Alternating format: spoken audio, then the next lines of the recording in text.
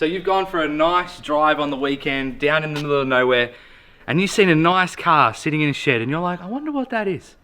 And you see, you know, an old classic, covered in barn dust.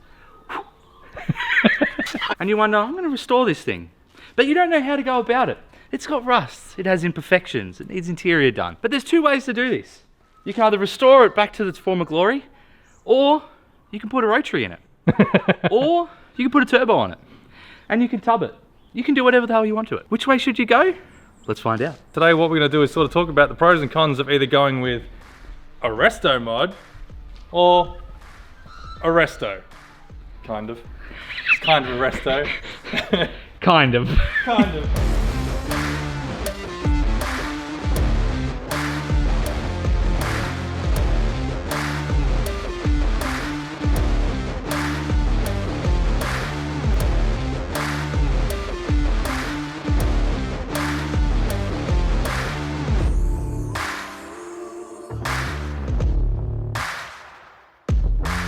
Yes, so what we're going to do today is we're going to talk about the differences between something like the LSQ and my HQ. The reason why is because we get a whole lot of questions. People asking us things like, which car do we like more?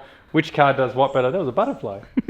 Which car does what better? Which car do you prefer to drive on the daily? Is it worth putting an LS into a HQ? Is it worth keeping the original engine? Is it worth keeping the original gearbox? Is it worth keeping the original look, or is it worth putting center lines on it and tubbing it and making it look tough? What we're going to do is we're going to go through today and sort of talk about that. And from our experience, not talk about which car is better, because both of these cars are better in different ways. But we're going to talk about that and sort of hopefully give you guys a bit of an idea when it comes to restoring a car and figuring out which direction you want to go with it. So let's get started.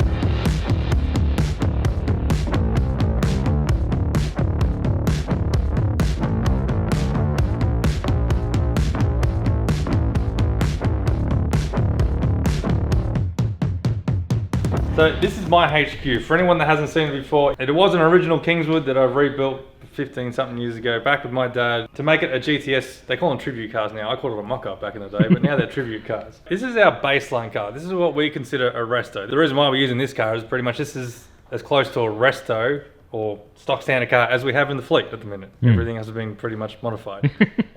But I would consider this to be tastefully modified. It's still, you look at this and no one would really guess that it has been modified. It still is pretty much a resto. Yeah.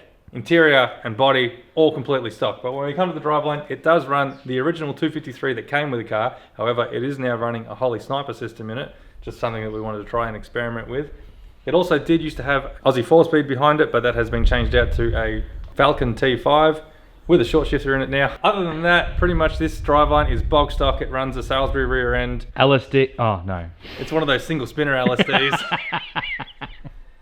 Basically a standard radiator, standard brakes, not exactly a stock standard car, but the good thing is basically it's the majority of its life, 10 years plus, was a stock standard car. So we can refer back to that when we're comparing the two. Yeah. Shall we look at yours? Yep.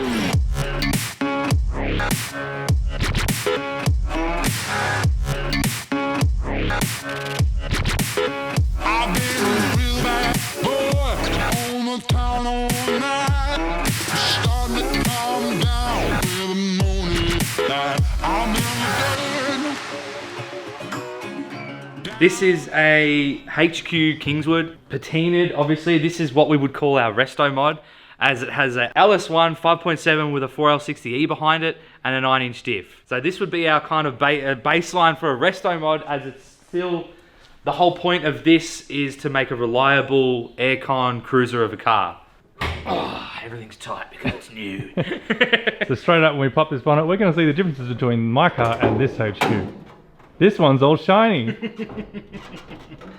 So this is the other path you could go down. A LS1 fuel injection, AC. Yes, they come with AC from factory, but it doesn't work. Yeah. This is nice and reliable. It's got Willwood brakes all round, so stopping power is phenomenal. Yeah, immense. It's got coilovers as well. Everything is brand new underneath. There's not a bush that hasn't been changed. And it's been torn down, rust has been fixed. This would be our next step further from resto. It would be resto mod. Yeah, this is what we consider a resto mod. It's got all the modern running gear in it and all the modern perks that come with it. Yeah. Right, so first up, what we're going to talk about is probably the most obvious difference is shiny, patina. Benefits of either of them and negatives of both. Well, it's hard to find a good car that has a body like this that you can get away with not painting it. Yeah, these You know what I mean? days. It's finding it first. Yeah, You know, sometimes you have no choice but to go down the paint and panel path, yeah, which costs a lot of money and a lot of time. yeah, This, you know, the rust just gets fixed and you just color match can, blend that up, maybe rub it back, blend it in. Yep. That, on the other hand, is a lot more time, a lot more money, because really it's a lot of work to do it yourself, especially to get a car straight, as well as you don't want to leave it in places. yeah.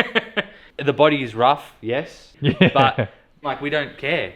The inside's beautiful, the underneath is gorgeous, which you don't see, but there's no rust in it.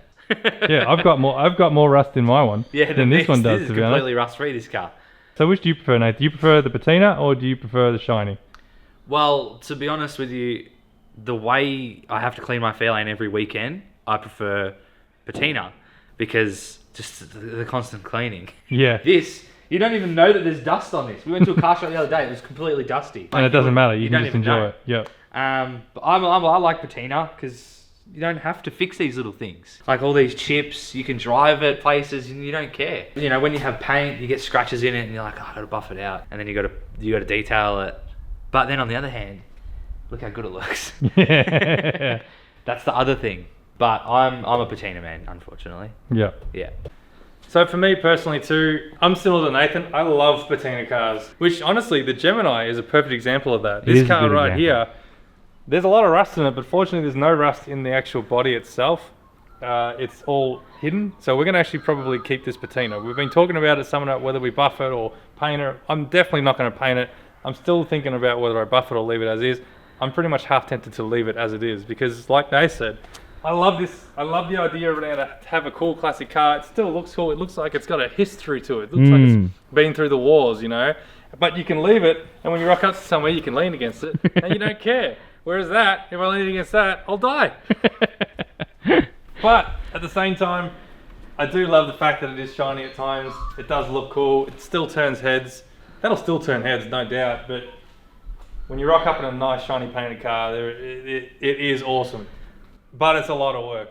A lot of people probably don't realise, but this car was actually painted by myself and my dad back in the day in a garage, tiny little garage with a temporary spray booth that we set up. And look, it has its imperfections. It is not a perfect paint job at all. If anyone's seen the car in person, you probably know what I'm talking about. It's pretty good though. There's a couple of bleed through marks in the stripes here because they're actually painted.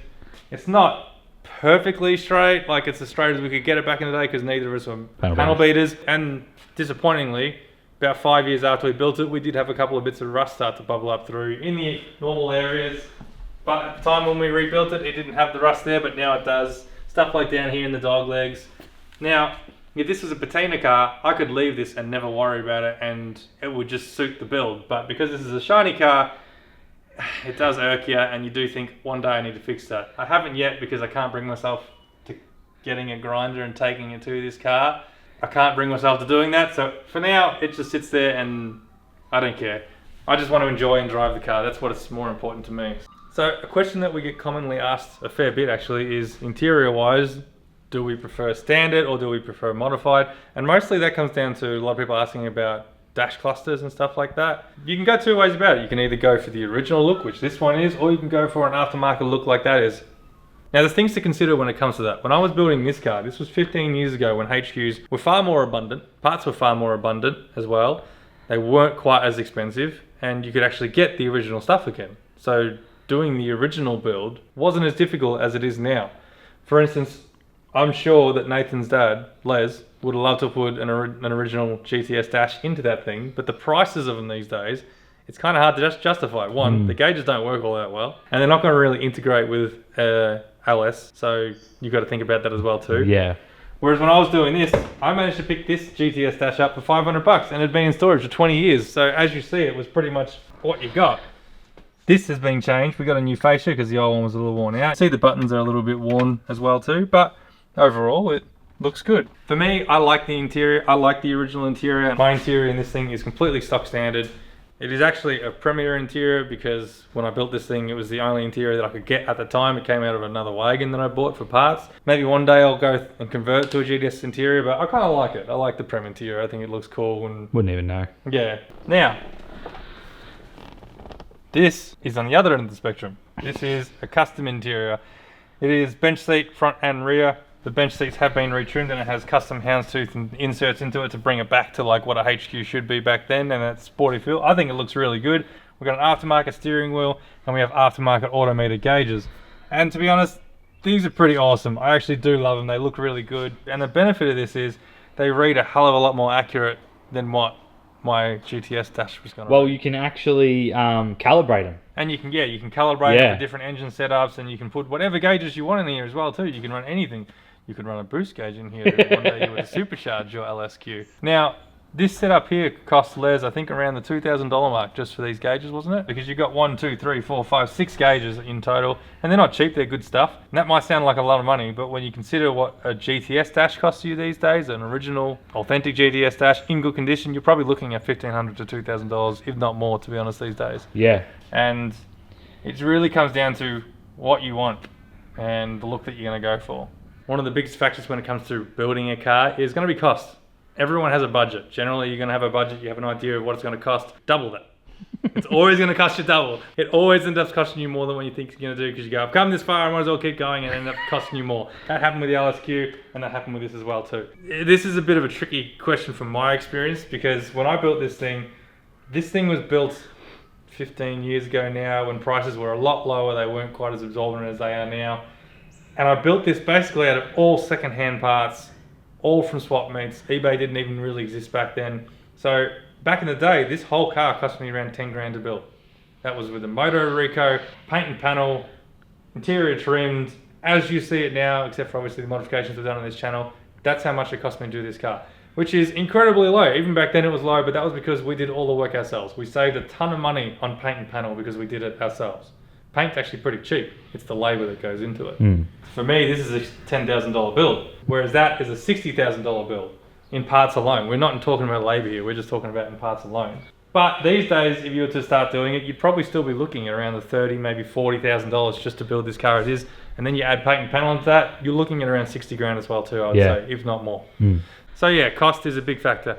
I think the biggest difference when it comes to cost that you're going to find is going to be engine and driveline components. I think that's where you're going to find most of your cost goes into. So we should probably go into that now, I reckon. So if we pop the hood on this. So this is what I would consider to be a cheaper build because it's got nothing fancy in it. It's got nothing overly expensive. As we said before, it runs a standard 253 that had a plastic gauge rebuild that we did at home, and it's got a cam in it.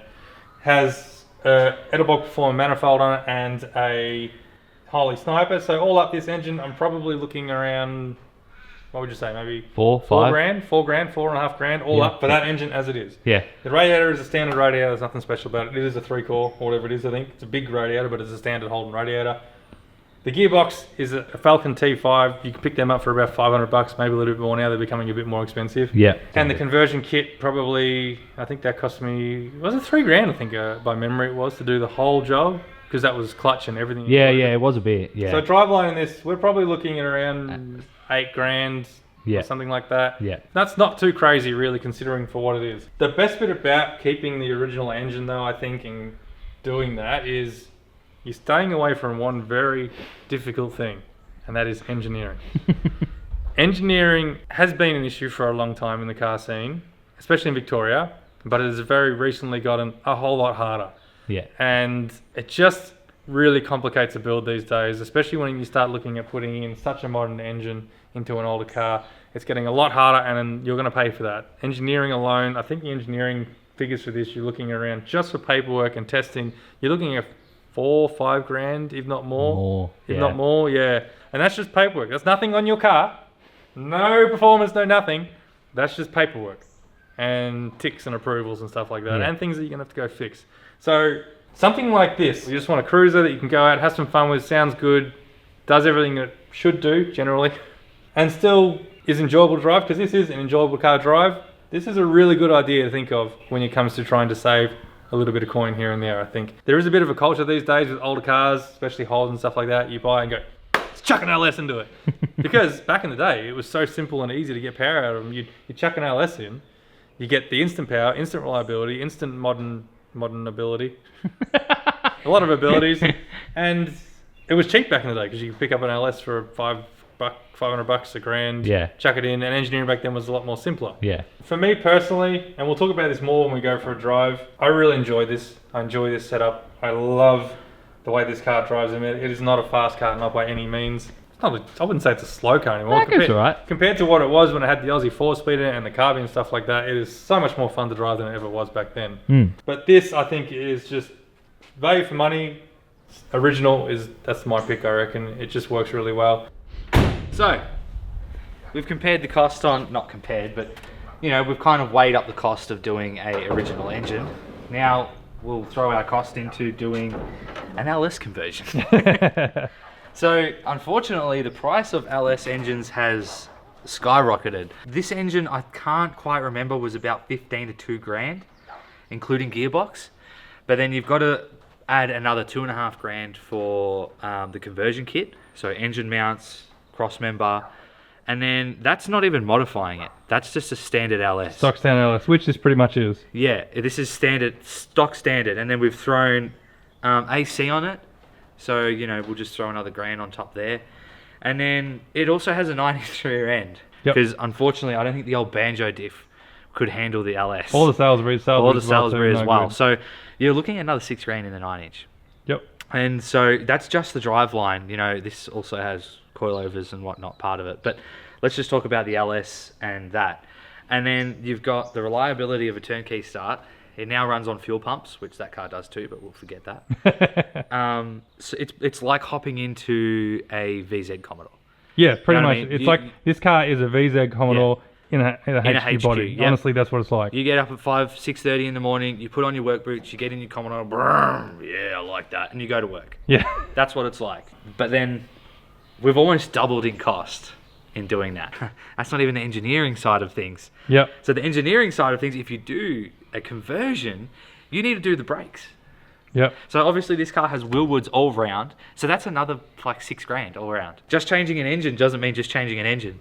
Changing an engine means just changing that, and just changing this, and just changing this to suit the engine. Yep. So we've almost tripled this is probably, I reckon, $25,000. Just to do it by the book. Just to do it by the book. This is actually a really good example of an LS build because this is a textbook engineered LS build stock. And why you would do it. Yeah, exactly. You do right. it for this baby right here. Yeah, well that is honestly one of the biggest things to consider. The AC in this works amazing because it's got a good compressor and it's an easy install. It looks right in there. And it doesn't, the engine's not working hard to run it. No, whereas I know you can get aftermarket installs for a HQ and whatnot, and you can put different compressors on, but they usually sit up the top. They're usually pretty ugly. Yeah. The engines don't really like it. Whereas these things, you put AC on it, you don't even notice it's on. It's not sucking power like it would as a 253. You can just turn the key on this thing and just drive to work. Yeah, exactly right. There's no sitting there waiting for it to warm up and coughing and splattering. But, in my opinion, I'm down that road. Really? I would have thought you'd be LS for sure. I love it. Don't get me wrong, I freaking love it. But just the absolute hurdles. I felt like I was in the Commonwealth Games. Like, jumped a hurdle. I didn't even do it. The old man went through it. But, like, he jumped a hurdle, and then it was like, crap, I knocked it over. I got to go back, pick it up. It was just constantly chasing small issue after issue to pass and make this car, like, a street legal converted car. So, for me, I would put a 350 with a huge cam. Turbo 400. Still do the 9-inch. So, unfortunately, you'd still need to go down the road of engineering, even for a 9-inch, I'm pretty sure. But anyway, we don't want to talk about what I want, because I want a lot of things. Okay, but let me ask you this though then. Yeah, okay. If engineering was as easily as just going there and saying, tick, yep, no, it's all good, or engineering wasn't a thing, which would you go? Yeah. Yeah. When I was driving here, I would put my foot down, you know what I mean, got to 100. Yeah. It was grouse, you know what I mean? And when I started it, it was just, I didn't even get in the car, just start. Yeah. Now, aside from all that though, you're building a race car, you don't care about engineering, you don't care about street legal or anything like that. Does this work? Is it easy to put in? Yeah. It's dead easy. Yeah. You buy yourself a set of engine mounts, you get yourself an engine conversion kit, some cross members, it bolts in, it looks good, it fits, and it goes hard for what it is. It is simple, it works. Things to consider though, when you are putting in an engine like this, the 253, Holden built that, Holden designed that, that works with everything on that car. Works with the gauges, works with the shifter, works with the gearbox. If it was a standard gearbox, that's changed. When it was standard, works with the... That's all modified now. Yeah, I know. So that's a bad example. It's a really shit car to compare to. So the Gemini, completely standard. Isuzu designed it. That's it. But everything works. Everything talks to each other. All the cables go where they're supposed to do. The linkages go where they're supposed to do. So it's simple. It's easy. You buy an owner's manual to this car, and you can basically rebuild it because you just follow the instructions. Well, and you just go down to the parts store and say, I need a radiator for this. That is a benefit. Actually, that's a really good topic that we hadn't touched on. When it comes to actually building it, you can follow an instruction book with something like this, or even something like that, because you're just following what Holden has once done.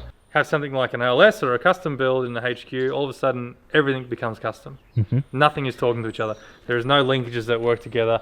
Everything you need to think about is custom. For example, has a 4L60 in it, like we said. Yep. But it also retains a factory column shift. And, you know, when we started this build, we thought, oh yeah, we'll keep the factory shifter, the column shift, because it'll be cool, it'll be easy. It wasn't quite as easy as we thought it was going to be. We got there in the end. I love it. I love the fact that it has retained it. It keeps that originality of the car, and I've always wanted a column shifter HQ. But that's tricky. That was tricky to do. We spent a few nights trying to figure that system out and how that was going to work. Yeah, bloody oath. We bought a bracket kit which didn't work, so we had to custom make one. Yeah, it is all custom. So if you're going down this path, you definitely need to consider that you're going to be scratching your head a few times trying to figure out how you're going to make stuff work and talk to other parts of the car. Even if everything is custom, you're still going to have to try and figure out how you get one thing to talk to another. Yeah. Whereas with something like a Resto, It already Holden, talks to each Ford, other. Chrysler, Yeah. whatever you pick, You just buy it off the shelf. you just buy it off the shelf because someone's already done all the work for you to figure out how this works. Yep. So we've sort of gone through little bits of the car and pros and cons of both kinds of build, but really we need to answer the biggest question of all. What do they like to drive back to back? Which one's more fun? Which one's more comfortable? Which one gives you more smiles per mile? That's the biggest question. That's what we want to know when it comes to a Resto versus Resto mod. So what do you reckon we go for a drive? Yeah, let's go for a drive. Because we've never driven these back to back. No. We've never driven back to back. We've driven them both individually, days apart, weeks apart, whatever, but never back to back. So I think it's time we find out what it's actually like. Let's do it. Cool.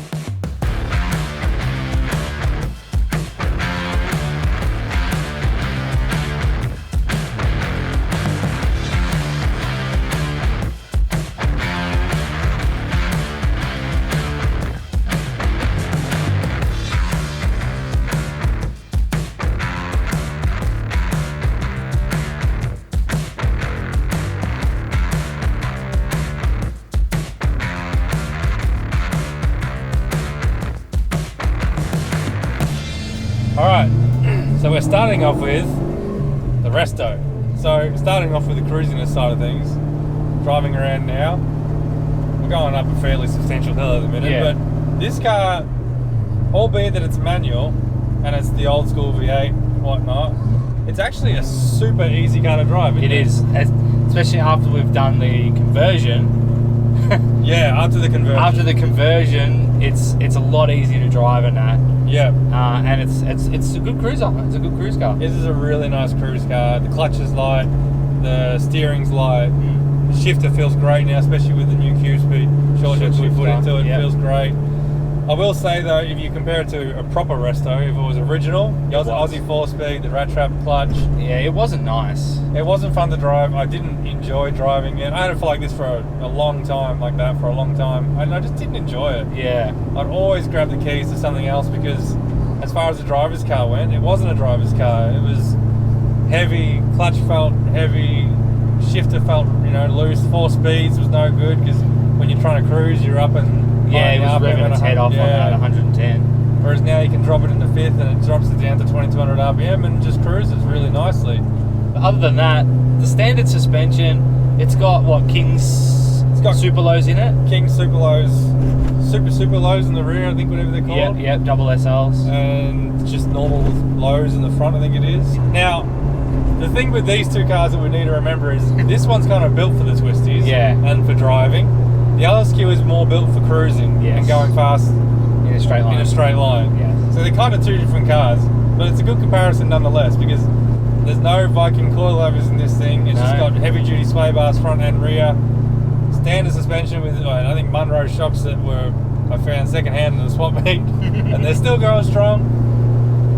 But I love the way this thing handles. It's this is like that old school theory of a slow car that you can drive fast, but still it puts a smile on your face.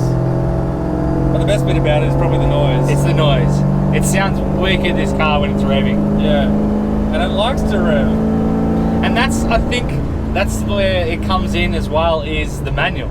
Yeah. You know what I mean? With the auto, you can't rev. You can, unless it's a manualized auto like the Fairlane. But yeah, if it's just your auto, it's you blah, blah, blah, you know.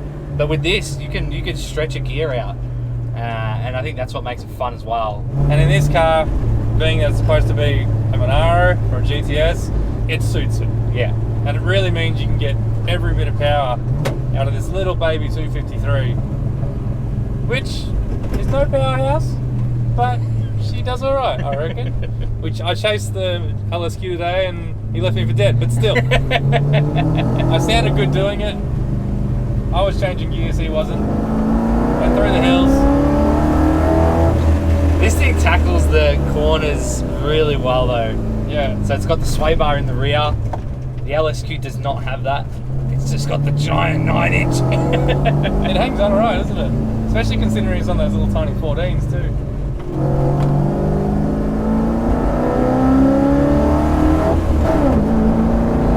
Can't do that in the auto. Holy shit. I'm not doing this in the LSQ. Oh, just the noise. And that short shifter. That short shifter's made a big difference. It's a real driver's car, this car. Yeah, this is a driver's car. Yeah. Whereas I expect the LSQ is going to be more of a cruiser's car. So now the important thing. Which sounds better? So here we have a 253 with our custom exhaust and a set of genies. Yeah. Let's see what it sounds like.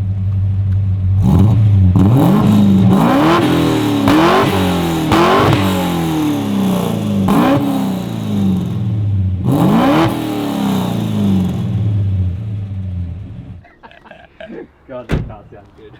And now we have the LS with the Rod Shop exhaust on it. Yeah. And dumpies. It sounds heaps deeper though. Yeah.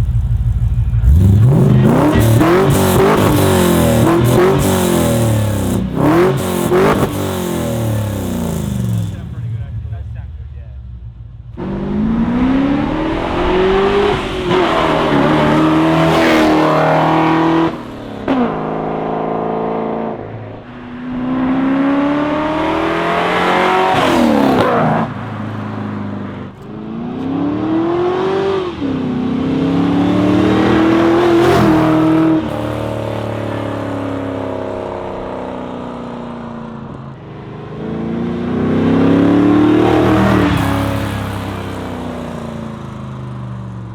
Anyway, we'll leave that up to you guys to decide. Which one do you reckon sounds better? 'Cause Yeah. I can't pick. I can't pick either. When I heard that, I was like, oh. But then when I started that and revved that, I was like, oh. Yeah, I know, it's hard to pick. Alright, we're going to try a 0 to 100 in the HQ. Wait, they're both HQs. We're going to try a 0 to 100 in my HQ. Come on.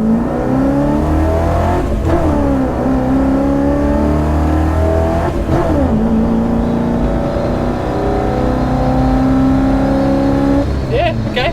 0 to 100, 9 seconds. 9-second car! Hey! You know what? I think that's actually what we got last time when we were doing it ourselves. Yeah, I reckon it was, so it's about right.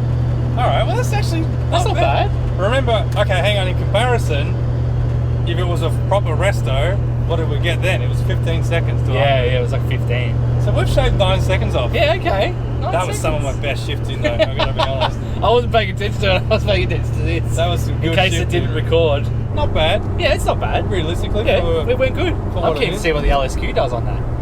Considering, you know, it's a little Because we're baby. comparing on the same device and same app, so Yeah. the reading will be We'll do the same wind as well too, like into the wind. into the wind. Same hill, same gradient, same super contribution. Alright, so now we're driving our RESTOMOD.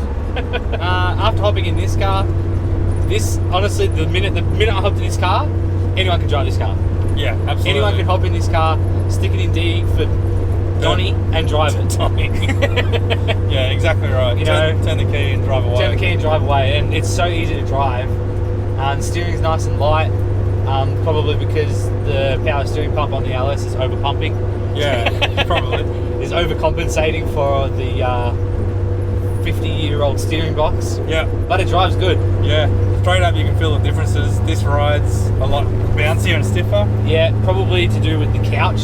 Yeah, a lot of it's coming from the couch, I reckon, just because this is so soft. Yeah, it's like a couch. Yeah, great for cruising, not good for holding yourself in. No, when you turn a corner, you feel like you're getting thrown there or thrown there. Yeah, but also too, the coil-over suspension in this, obviously, you feel that. It handles... It'd be interesting to see whether it handles flatter than the HQ. Yeah. I think it's much of a muchness. Yeah. But the good thing about the coil-over suspension is you've got that adjustability. Fully adjustable. This goes from like race to comfort. Yeah, and you can adjust the height like that. Yeah, and I think this is set in the middle of the minute, isn't it? Yeah. But you can definitely feel the difference between that and this. This feels a lot stiffer, I think, as well too, just because it's got polyurethane bushes all the way through, which is what you're hearing right now in the squeaking. It has a very squeaky front end right now. The front end's really squeaking. We've tried countless approaches trying to stop it from squeaking with greasing it and everything like that. And we just can't find a solution. A lot of people say it'll be fine, go for a drive in the rain and it'll fix it, but we haven't yet done that. No, so Liz doesn't really want to take it in the rain. So it's not going to fix it just yet. We were saying before, the bench seat is so much squishier and it's not exactly the greatest idea when it comes to a performance car, but you can fit 6 people in this. Yeah, exactly right, 6 people. And this is plated for 6 people, so you can carry 6 people around Summernats. Column shift auto is awesome. I love it. I love the fact that it's integrated into the 4L60E. I don't love the 4L60E so much, but I love the shifter. It's just a real cruiser. Like I love driving this car and just cruising. Yeah, like, it's so enjoyable to drive. You don't have to worry about, we've got all these gauges, but when does anyone actually look at the gauge on their Commodore other than when they're on limiter? Yeah, exactly. No, you know what I mean? If you're just cruising, this thing will cruise every day, all day. It does exactly what it's supposed to do all day long. Yeah. And look, as soon as you jump into this car too, would you agree?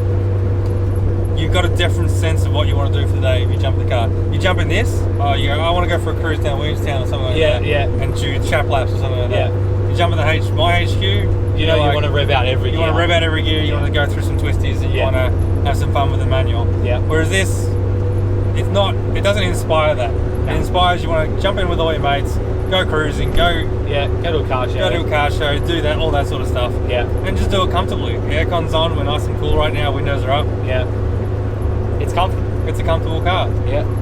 And it goes pretty good, to be honest. Ever since it's been tuned and been de-restricted, whatever they call. Yeah, it goes pretty good now with the tune. It goes alright. Once it gets up there and it starts pulling, it pulls exactly like a Commodore. It just keeps pulling. It just keeps pulling and pulling, and you're like, I'm going pretty fast. This is a good car. They're both good cars. They're just different. Different, exactly right. They serve different purposes. Yeah. Yeah, well, that's the other thing that we can talk about. This thing actually stops, whereas my HQ, as we found out today, doesn't stop so well. In its defense, normally it does, but when you gave it a hiding today, yeah, I definitely felt the brakes. Yeah. My turn. I haven't driven this car in a long time. Bench seat. Convenience. That bench seat life. That bench seat convenience though, right? See, now I'm looking for a clutch. Don't worry, I'm looking for a clutch again. Oh, there is one thing that's no good about the bench seat. If I want to go forward, you've got to come with me. Yeah, I do, yeah. There's no individual movements. I do love that shifter though. So the thing is, with this car, everything just feels new. Like everything feels light. Everything feels simple. Yeah. And everything works. That's what you do a RESTOMOD car for. Yeah. This car you could use as a daily. Oh yeah. You can see, yeah, for sure. Because you can take it to the shops. Who cares if it got banged up or dented? Yeah. You can drive it across Australia. You got aircon. You got the room. You got the space. Yeah. Set the coilover super soft. Super soft, and just cruise the Nullarbor. Yeah. My HU though, you're always wondering, when's it gonna stop? How long have I got?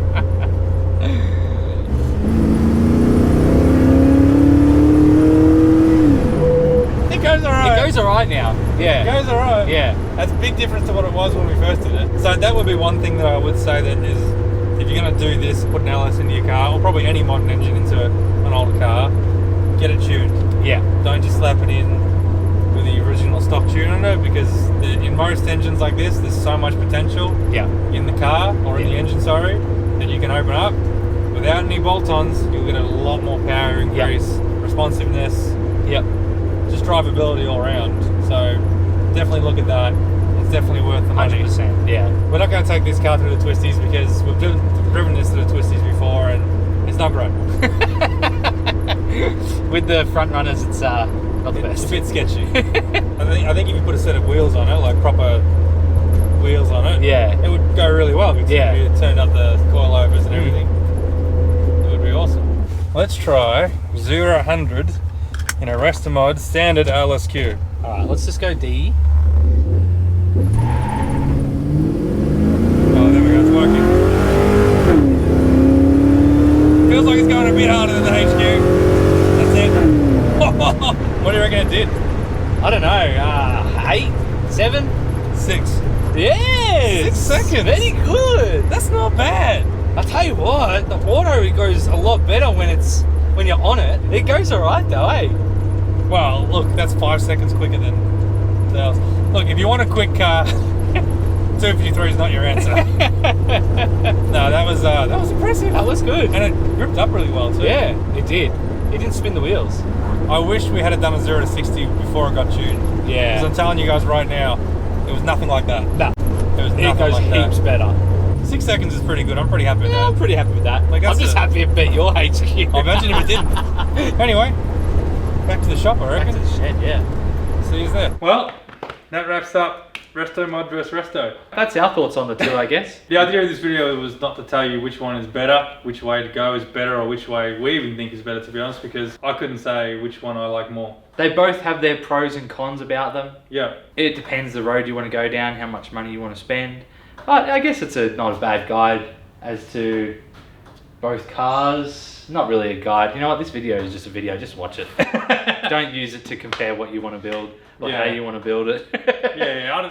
At least I hope this guy gives you an idea of what to think about when it comes to planning out your build. Yeah. And where you're going to take a build, because that's what you really sort of need to have an idea of before you start. Yeah, 100%. Honestly, if I was to say which one I enjoy driving more, I'm going to say it's this one. Because this one puts a smile on your face, I reckon. I'm going to say this car too. This one puts more of a smile on your face driving, I reckon, because it's just, you're revving it out, you're giving it a hard time. You're banging the gears. You're not going too fast where you're going to hurt yourself. Yeah. And it's just, it sounds good. But when it comes to cruising and carrying everyone in it, I'll take that every day of the week, because I know we're going to get there. Comfortably. And we're going to get there comfortably. Yeah. So, anyway, I hope you've enjoyed this video. Don't forget to like and subscribe. And if you'd like to support the channel even more, head on over to our merch store where you can buy a bunch of merch. It really goes a long way to helping us do stuff like this and keep the channel going. And if you haven't seen these two cars on the channel, go back and watch some of the older videos of us building the HQ or putting the T5 and putting a non-LSD into this car. And the sniper, I did a sniper as well too. And the sniper as well. The LSD doesn't need to be the thing that everybody remembers. Also too, please make sure to head over to our major sponsor, Hackshop Garage. Check out the website where you can see a bunch of other different vehicles that people have created and built. You can go through and browse all them through their online library.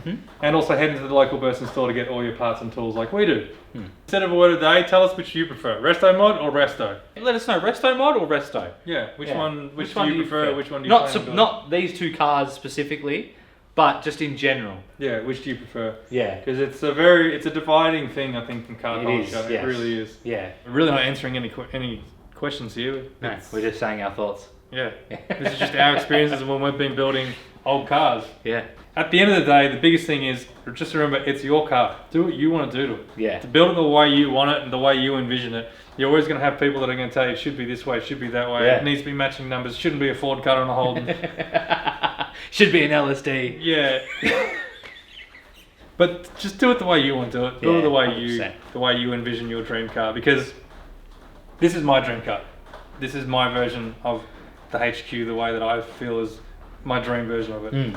Granted, I probably would love the 350 back in the day, but I'll stick to my little 253. Yeah. That's the important message I think of this video. I think so. I don't know what this video has really sold to anybody here. I don't know if it's just actually ended up making people scratch their heads more going, Yeah, that sold nothing. I don't know what to do That's now. not a comparison. What the hell is this? All they said was, this is good, but this is also good.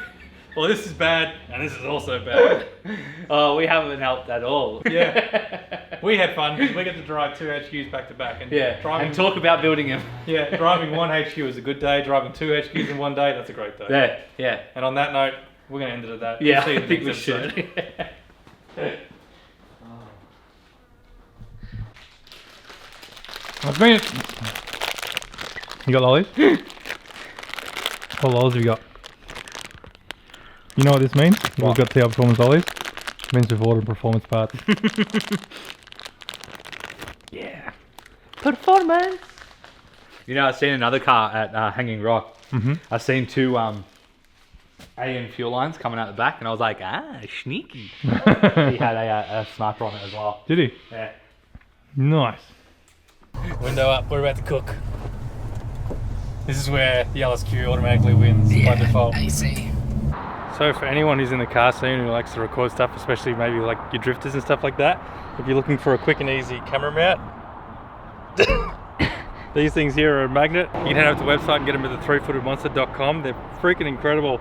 They've got different sizes and everything, but they're so strong, you can pull dents out with this thing, I reckon. Definitely recommend for anyone who's looking for a solid camera mount. You were hanging on then, weren't you? I was. Don't worry, I was too. I was like, holy shit, he's going for it. I hit the limiter. Yeah, I did too. I hit valve bounce. Steering's light as. The steering is literally like one finger. It feels like a Rolls Royce. Yeah. Well, I've never driven a Rolls Royce, but I imagine that's what a Rolls Royce would feel like. You're not looking at gauges, you're looking at the world around you and everything that goes on and what you're passing. And at my age, you drive around going, oh, look, that's a pretty. What am I looking at? What's Rich doing? What's y'all doing? Yeah. You're always looking. Just focusing on the drive. Because you're never quite sure. Yeah. Screenshot that so I can keep it. So I can show people it's a 9-second car. It's like the Dino figures. A resale. Yeah. Well, you're gonna come in this wrap up too, huh, Loki? First time he wants to actually sit. Look that way. Look at the people.